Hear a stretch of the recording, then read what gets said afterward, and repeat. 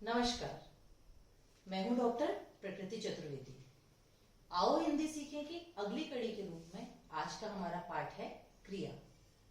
आज के पाठ में हम क्रिया की परिभाषा, क्रिया के मूल रूप और क्रिया के कुछ भेदों से परिचित होंगे। तो चलिए शुरू करते हैं हम हमारा आज का पाठ। क्रिया, क्रिया का मतलब क्या होता है? एक्शन, किसी काम का करना या किसी काम का होना या किसी घटना का होना, ये सब क्या कहलाते हैं? क्रिया कहलाते हैं। इंग्लिश में एक छोटी डेफिनेशन है, all action words are known as verb. यानी जो भी एक्शन होता है, कोई भी काम जो किया जाता है या कोई काम होता है, वो क्या कहलाता है? क्रिया कहलाता है। तो इसकी अगर हम परिभाषा जब हम लिखते हैं तो क्या परिभाषा बनती है? जिन शब्दों से किसी काम के करने या होने का बोध होता है, वह क्या कहलाता है? क्रिया कहलाता है। जिन शब्दों से किसी काम के करने या होने का बोध होता है, वे सारे शब्द क्या कहलाते हैं? क्रिया। अभी किसी काम का करना या होना क्या होता है? किसी काम का करना, ठीक है। जैसे एक उदाहरण है, राम पढ़ रहा है, ठीक है। राम पढ़ रहा है, तो इसमें क्या काम हो रहा है? पढ़ रहा है, ठीक है। राम कौन है? काम करने वाला। तो जो काम करता है उसे हम क्या कहते हैं? कर्ता। जो काम करता है उसे हम क्या कहते हैं? कर्ता। और जो काम हो रहा है, कर्ता जो काम करता है, उसे हम कहते हैं क्रिया, ठीक है। तो ये हुआ किसी काम का करना। अब हम देखते हैं किसी काम का होना क्या होता है। किसी काम के होने से हमारा अभिप्राय होता है किसी घटना का होना, ठीक है। जैसे वर्षा हो रही है, ठीक है। इसमें क्या हो रहा है? वैसे कोई कर नहीं रहा, वो काम किया नहीं जा रहा है, पर वो हो रहा है, ठीक है। वर्षा हो रही है, नदी बह रही है, हवा चल रही है। तो इसमें नदी बह रही है यानी बह रही है, बहना क्या है? क्रिया, ठीक है। हवा चल रही है, तो इसमें चल रही है क्या हो जाएगा? क्रिया, क्योंकि वो क्या है? वो किसी घटना का होना। ये क्या है? घटनाएं हैं जो घटित हो रही हैं। तो हमारी परिभाषा एक बार हम फिर से पढ़ते हैं कि जिन शब्दों से किसी काम के करने या होने का बोध होता है, वे शब्द क्रिया शब्द कहलाते हैं, ठीक है। जैसे खेलना, पढ़ना, दौड़ना, सोना, नाचना, गाना, ये सब क्या है? क्रिया शब्द हैं, क्योंकि ये सब क्या कर रहे हैं? किसी एक्शन को बता रहे हैं, कोई काम हो रहा है, ठीक है। एक अन्य बात और होती है कि जो क्रिया का मूल रूप होता है, क्रिया का जो मुख्य रूप होता है, जो मूल रूप होता है, जिनसे क्रिया बनती है, उसे हम क्या कहते हैं? धातु। ये बात भी आपको ध्यान देनी चाहिए कि जो क्रिया का मूल रूप होता है उसे हम क्या कहते हैं? धातु। अब ये मूल रूप क्या होता है? खेलना, खेलना, खेलेंगे, खेला, इन सब के अंदर मूल शब्द क्या है इसका? खेल। खेलना, खेल रहा, खेलेंगे, इस तरह से हम इनको प्रयोग करते हैं। पढ़ना, पढ़ा, पढ़ रहे, ठीक है। तो इसमें मूल शब्द क्या होता है? पढ़ है। दौड़ना, दौड़ना में मूल शब्द क्या है? दौड़ शब्द से दौड़ना बना है, ठीक है।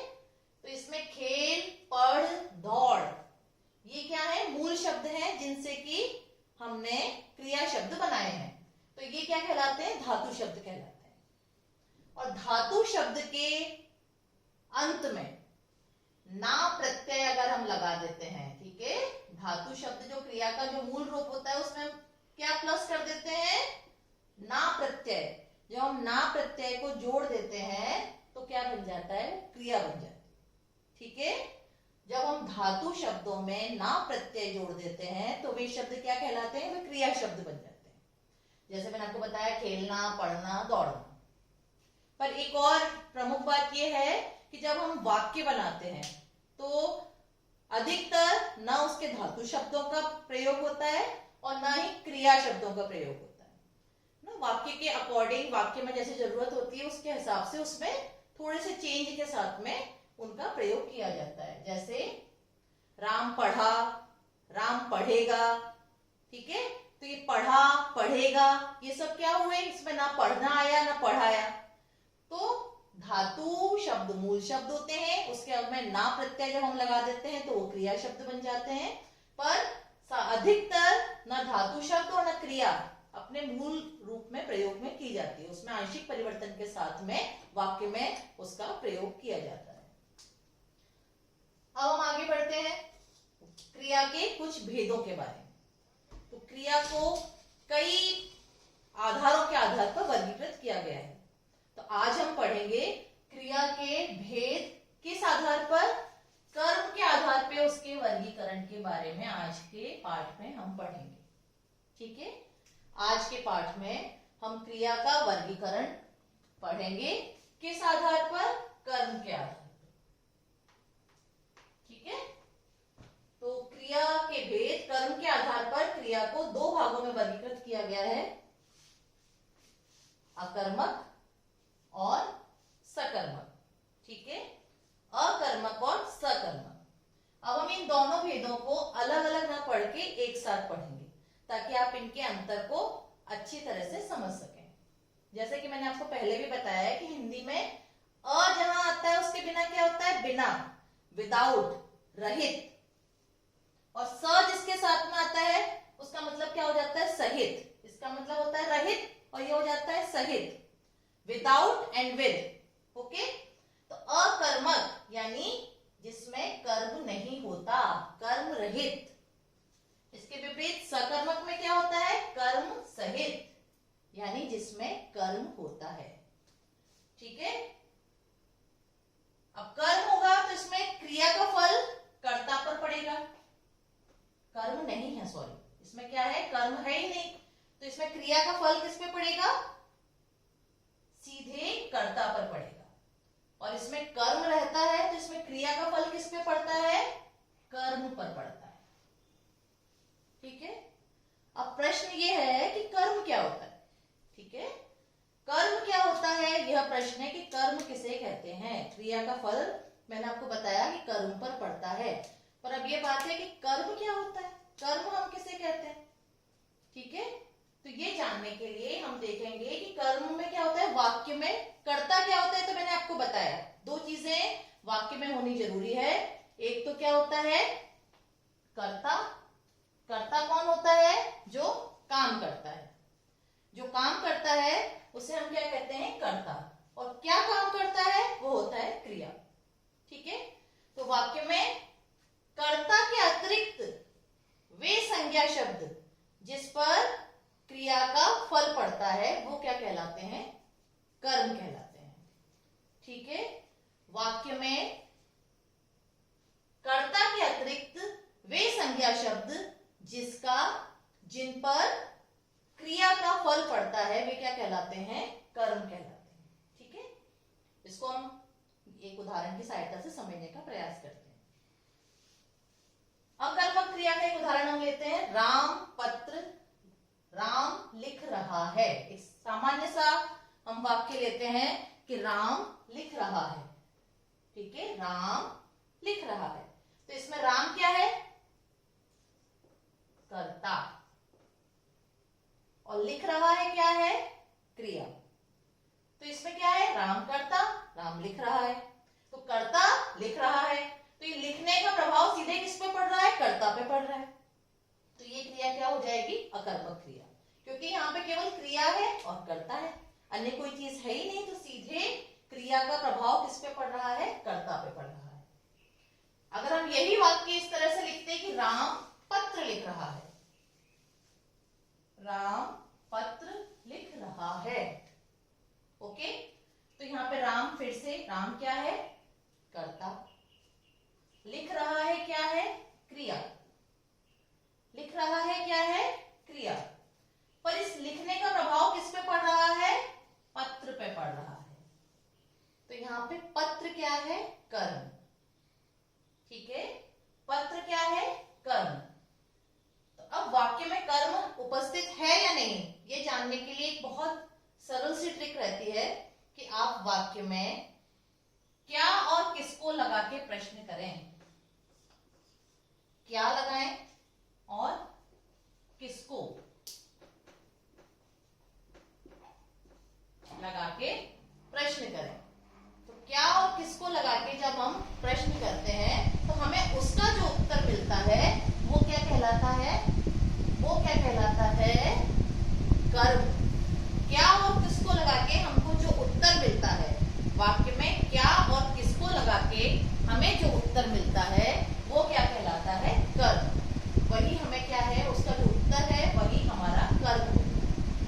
इसी वाक्य को अगर हम ऐसे लिखते हैं कि राम अपने मित्र को पत्र लिख रहा है, ठीक है, तो फिर से हम देखते हैं राम यहाँ पे क्या है? कर्ता। राम क्या है? कर्ता। और लिख रहा है क्या है? क्रिया। ठीक है, राम यहाँ पे क्या है? कर्ता। और लिख रहा है क्या है? हमारी क्रिया। और यहाँ पे पत्र क्या लिख रहा है? पत्र। हमने प्रश्न किया राम क्या लिख रहा है? पत्र। हमें उत्तर मिला। इसके बाद हमने अगला प्रश्न किया राम किसको लिख रहा है? तो किसको लिख रहा है? अपने मित्र को।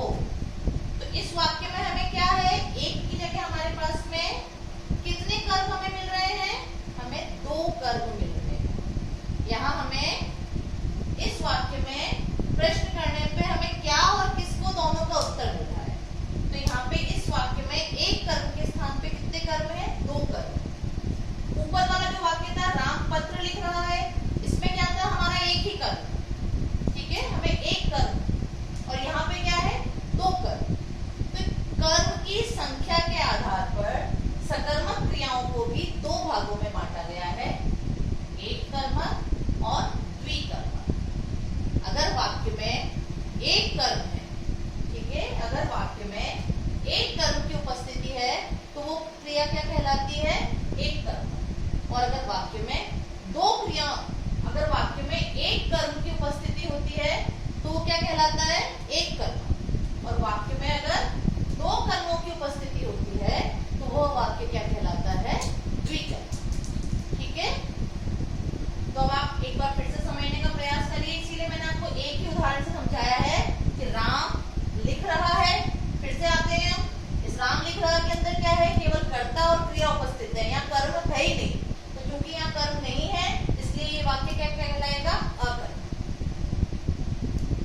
राम पत्र लिख रहा है, तो राम यहाँ पे कर्ता, लिख रहा है क्या है? क्रिया। और राम क्या लिख रहा है? जब हम प्रश्न करेंगे तो हमें उत्तर मिल रहा है पत्र। तो ये पत्र क्या है? कर्म। राम अपने मित्र को पत्र लिख रहा है, ठीक है, राम अपने मित्र को पत्र लिख रहा है। इसमें क्या हो गया? जब हम क्या और किसको लगा के प्रश्न करते हैं तो यहाँ हमको 2 उत्तर मिल रहे हैं, ठीक है। यहाँ हमें क्या लगा के जब हम प्रश्न करेंगे तो क्या मिलता है? उत्तर पत्र। और जब हम किसको लगा के प्रश्न करते हैं तो हमें उत्तर मिलता है अपने मित्र को। तो यहाँ पे एक के स्थान पर 2 कर्मों की उपस्थिति है, इसलिए ये वाक्य क्या कहलाएगा? द्विकर्मक, सकर्मक क्रिया। और इस वाक्य में क्या कहलाएंगे? ये एक कर्मक, सकर्मक। ठीक है, इसी बात को अब हम कुछ और अन्य उदाहरणों की सहायता से समझने का प्रयास करते हैं। ठीक है, कर्म के आधार पे क्रिया के जो मैंने भेद बताए आपको, अकर्मक,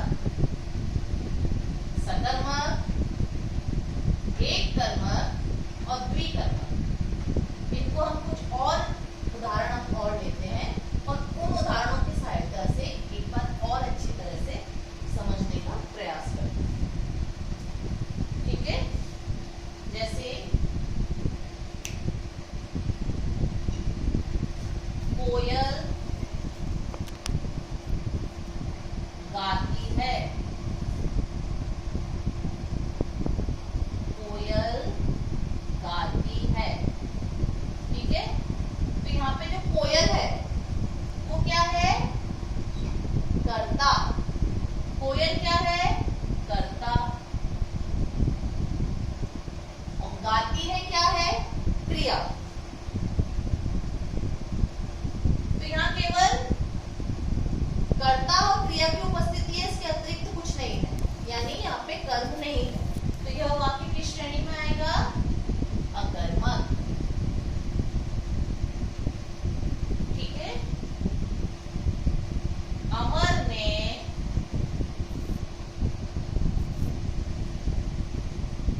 दवा खा ली। ठीक है। यहाँ पर दवा, इसमें क्रिया क्या है? खाली। ये खाली क्या है यहाँ पे? क्रिया। और अमर क्या है? कर्ता। जैसा कि मैंने आपको बताया था कि हमको क्या और किसको लगा के प्रश्न करना है, तो हम प्रश्न करते हैं अमर ने क्या खा ली? अमर ने क्या खा ली? तो हमें उत्तर क्या मिला? दवा। तो यहाँ पे दवा क्या हो जाएगा? कर्म। तो यह वाक्य में ये किस श्रेणी में आ गया? हमारा यह वाक्य सकर्मक क्रिया की श्रेणी में, क्योंकि इसमें क्रिया के साथ में कर्म भी उपस्थित है। तो ये क्या हो गया? सकर्मक। पर यहाँ पे एक ही कर्म है, तो ये सकर्मक का कौन सा टाइप हुआ? एक कर्म। ठीक है। एक कर्मक सकर्मक क्रिया। एक और उदाहरण हम लेते हैं। सुरेश ने कॉपी खरीदी। सुरेश ने कॉपी खरीदी। क्रिया क्या है यहाँ पे? खरीदी। कर्ता क्या है यहाँ पे? सुरेश। अब हम प्रश्न लगाते हैं, सुरेश ने क्या खरीदी? हमें क्या उत्तर मिला? कॉपी। तो ये कॉपी क्या हो गया? कर्म। ठीक है। तो ये किस श्रेणी में आ जाएगा? सकर्मक क्रिया। किस श्रेणी में आई यहाँ की क्रिया? सकर्मक क्रिया की श्रेणी में आई। और सकर्मक में भी एक ही कर्म उपस्थित है, इसलिए एक कर्मक सकर्मक क्रिया की श्रेणी में। अब हम एक उदाहरण और लेते हैं। रवि ने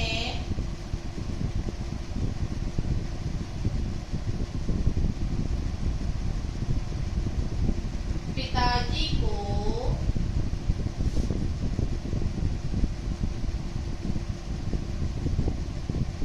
पत्र लिखा।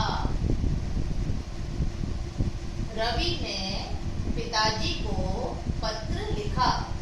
रवि क्या है यहाँ पे? कर्ता। क्रिया क्या है? लिखा। ठीक है। रवि कर्ता हो गया, क्रिया क्या हो गई? लिखा। अब हम प्रश्न करते हैं, रवि ने क्या लिखा? पत्र। किसको लिखा? पिताजी को। ठीक है। तो यहाँ हमें क्या और किसको, दोनों के उत्तर मिल रहे हैं। तो यहाँ पे ये क्रिया किस श्रेणी में आएगी? द्विकर्मक सकर्मक क्रिया। क्यों? क्योंकि यहाँ पे हमें इस वाक्य में क्रिया के साथ में दो कर्मों की उपस्थिति मिल रही है।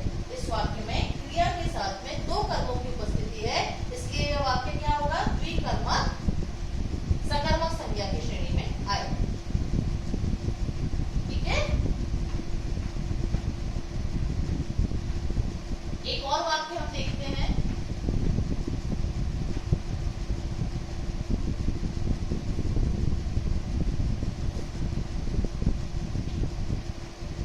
सचिन ने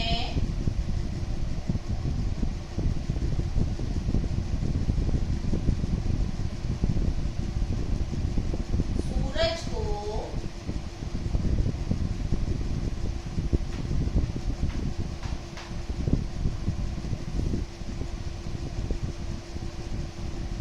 उपहार दिया। सचिन ने सूरज को उपहार दिया।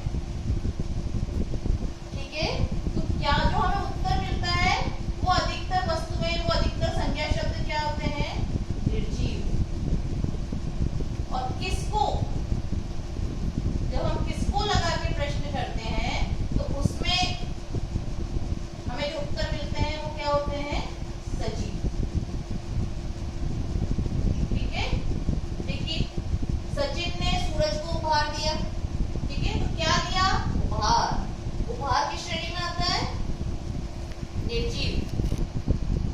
किसको दिया? सूरज को। सूरज किस श्रेणी में आता है? सजीव की श्रेणी में। ठीक है, एक और मैं आपको उदाहरण देती हूँ। सीमा ने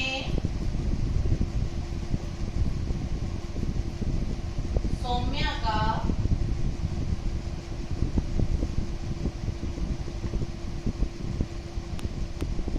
नृत्य देखा। ठीक है, या सीमा ने सौम्या का गीत सुना, कुछ भी लिख सकते हैं, कोई दिक्कत नहीं है। नृत्य देखा, गीत सुना। तो यहाँ पे क्या हुआ? सुना क्या है? व्हाट इज सुना? क्रिया। सीमा क्या है? कर्ता। प्रश्न करिए, सीमा ने क्या सुना? गीत। कर्म, पहला कर्म। सीमा ने किसका गीत सुना? सौम्या। गीत क्या है? मैंने आपको बताया क्या जो होता है वो निर्जीव होता है। गीत निर्जीव। किसको? किसका? सौम्या का। सौम्या क्या है? सजीव। तो ऐसे आप इसको अभ्यास करके देखिए, अधिकतर केसेस में ये बात आपकी सत्य हो।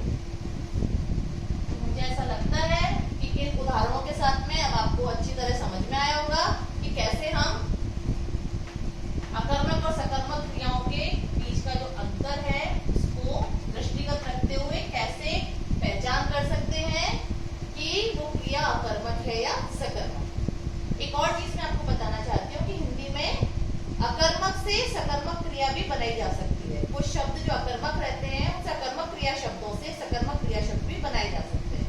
मैं आपको 2-3 उदाहरण देके बताती हूँ। अकर्मक से सकर्मक कैसे बनाया जाए। ओके, जैसे मरना अकर्मक शब्द है। ठीक है, जैसे चलना अकर्मक शब्द है। जैसे उड़ना अकर्मक शब्द है। ठीक है, तो मरना का जब हम सकर्मक बनाएंगे तो वो क्या बन जाएगा? मारना। चलना का जब